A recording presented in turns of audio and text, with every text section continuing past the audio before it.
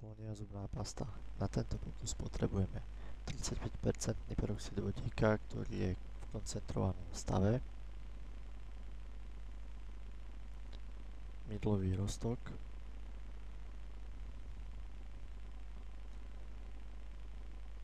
kryštalický jodid draselný,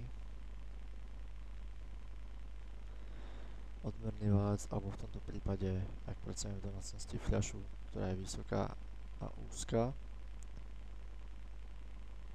Keďže máme úzke hrdlo, pomôžeme si lyžičkou, šparárom a papierikom. Do fľaše nalejeme najprv peroxid vodíka, pracujeme s ním opatrne, pretože pri kontakte s kožou vysušuje pokožku a priam vytvára popáleniny, teda odoberá vodu. Nalievame pomocou šparádla, aby sme nerozliali mimo fľaše.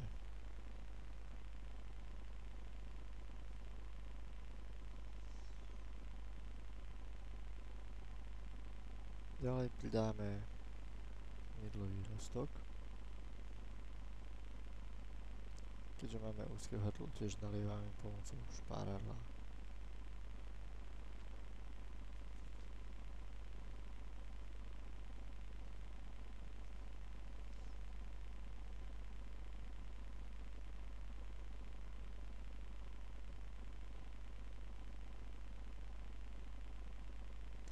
Nakoniec pridáme jodid draselný v kryštalickej forme pomocou papierika, pretože máme úzke hrdlo, aby sme nerozsypali.